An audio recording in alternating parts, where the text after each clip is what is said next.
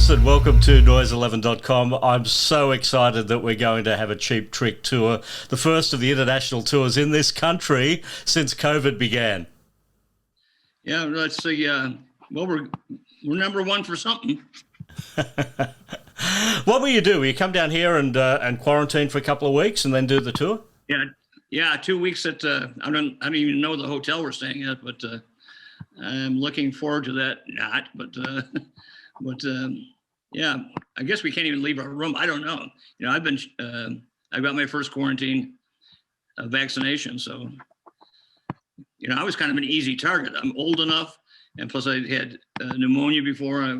I've had asthma my whole life. I said, "Come on, give me some shots, quick."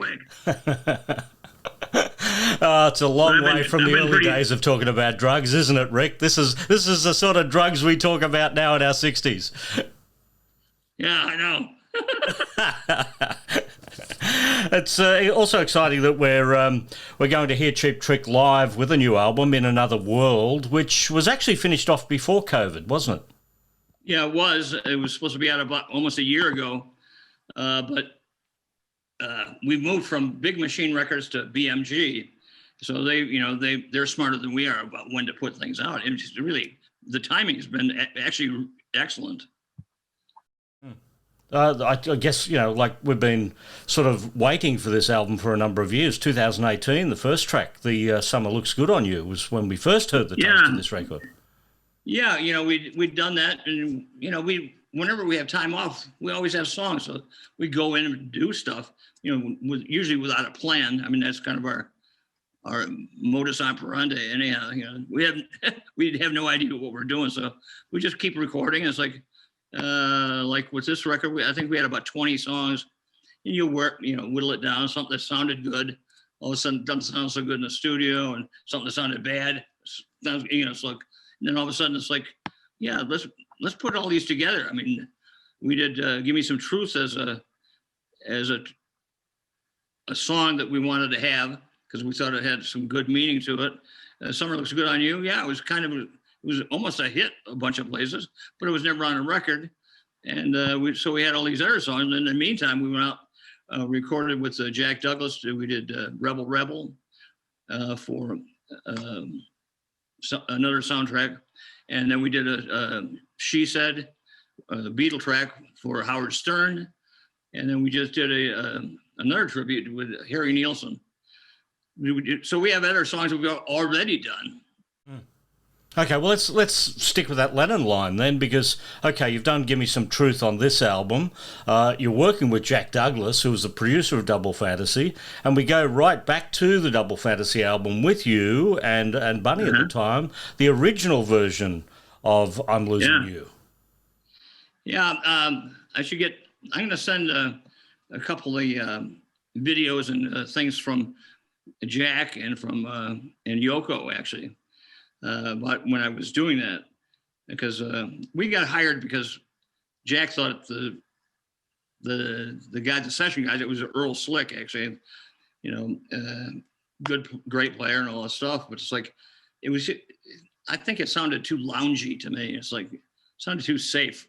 You like your John Lennon to either be a really sweet ballad or with meaning, or you need a heavy helter skelter. It's like, like a lot of stuff going on. So I went in there just hearing the demo while we were there on a cassette, and I thought it should have, something other than what they were playing.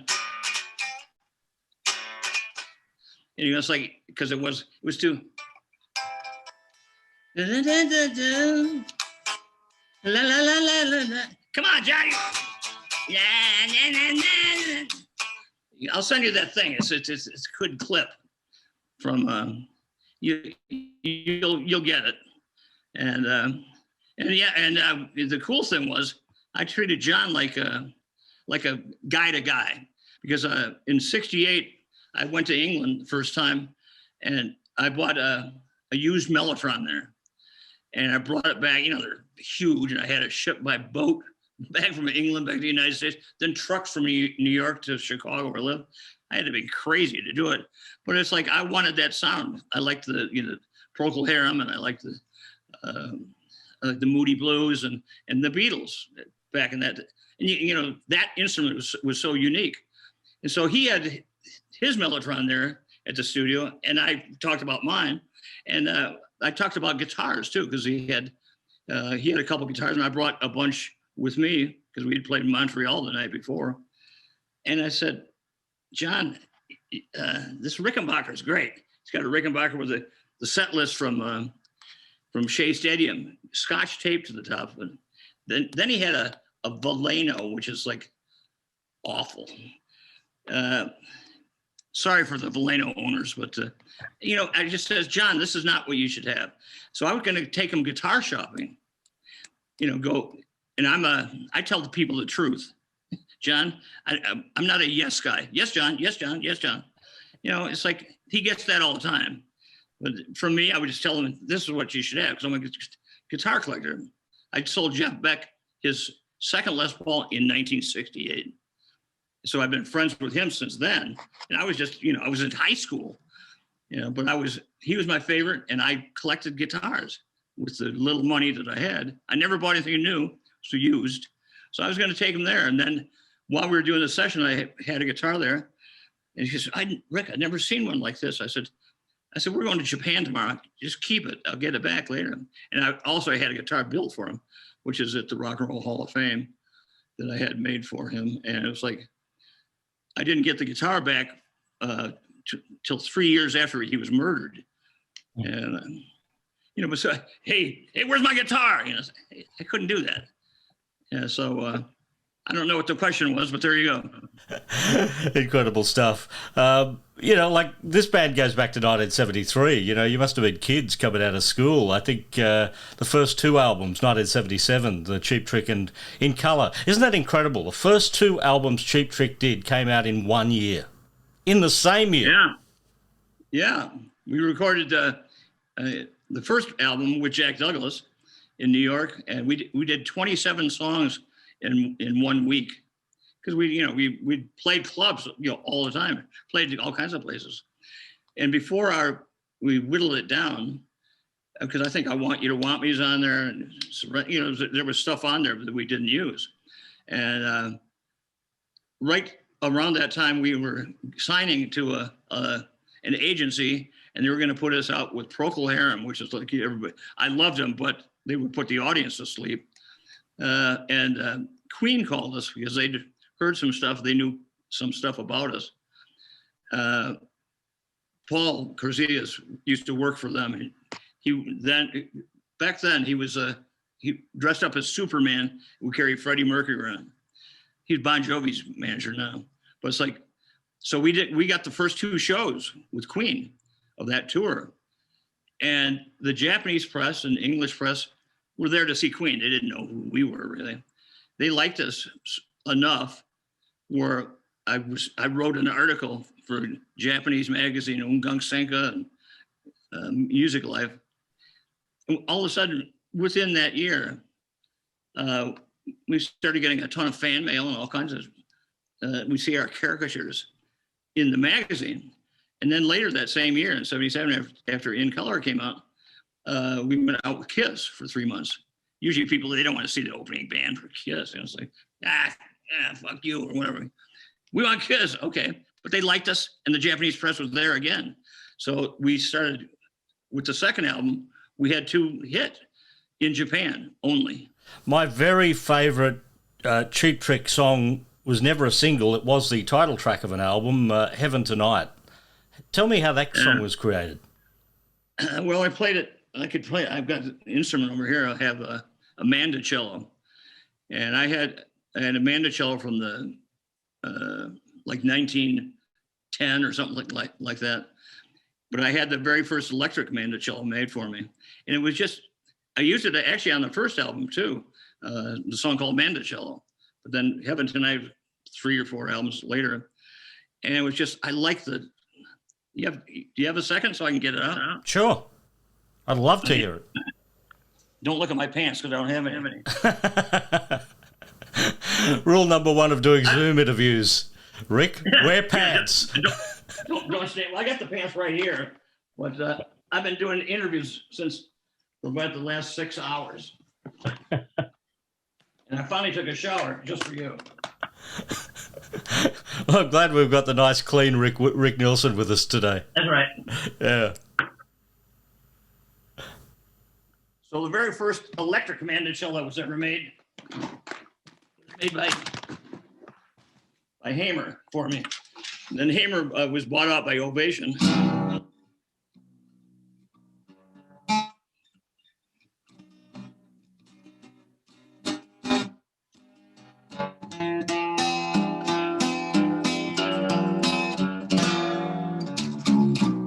So it's out of tune. I didn't tune it, but I brought it up.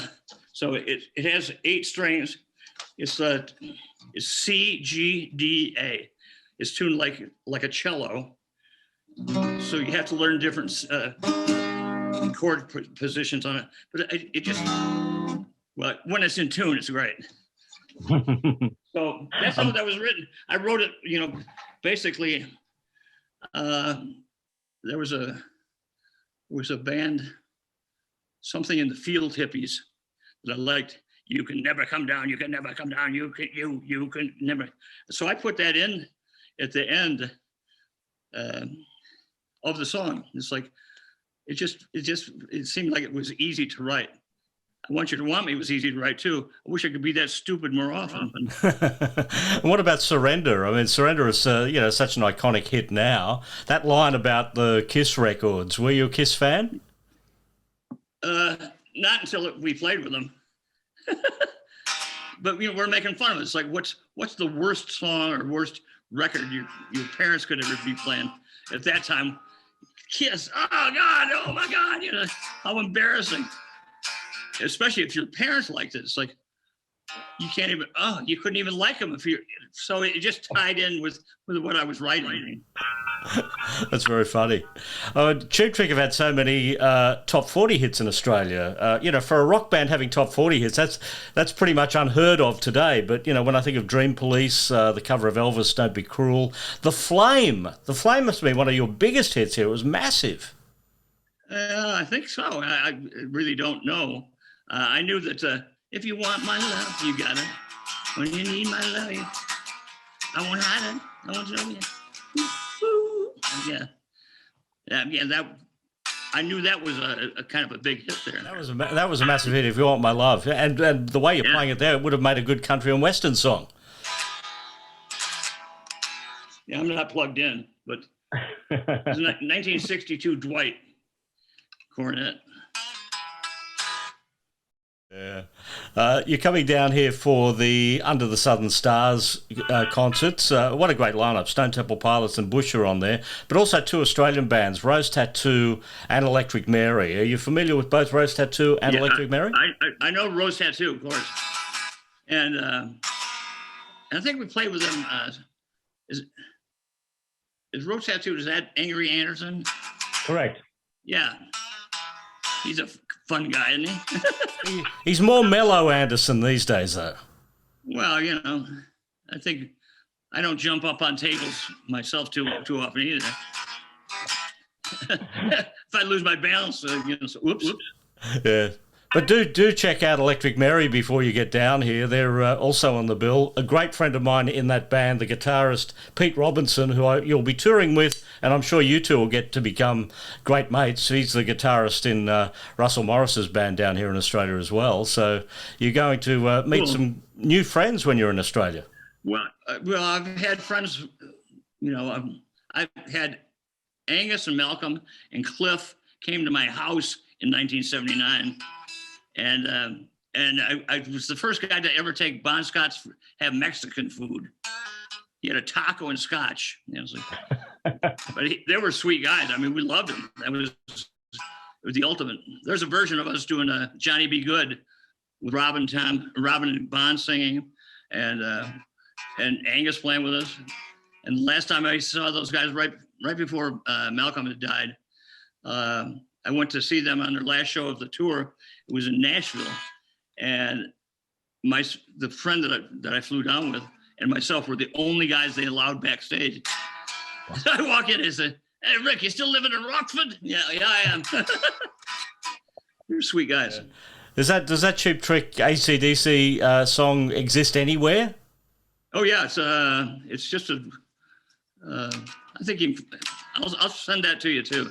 I could talk to you all day about various things. I mean, I haven't even got into Roy Wood and the Move, and the fact that we've got bookends there with California Man right in the early days and Blackberry Way, in the 21st century. There's so many benchmarks with this band. It's just amazing and a pleasure to talk to you. I wrote with Roy Wood too. Yeah, we did it in England. Money is the root of all fun. Robin sings and Roy sings. I mean, he was like one of my favorites. And this thing about Roy, I have a thing in 1971 or something like that. I wrote to Melody Maker in England asking how he got the sound on when Alice Comes Back to the Farm on the bass. And he wrote back, and it's in the reply in Melody Maker. They spelled my name wrong, but that was way before internet and all that kind of stuff. So here's I'm dedicated enough to send a letter, thinking I might get a reply, and I did. Thanks for your time, Rick. Bye bye.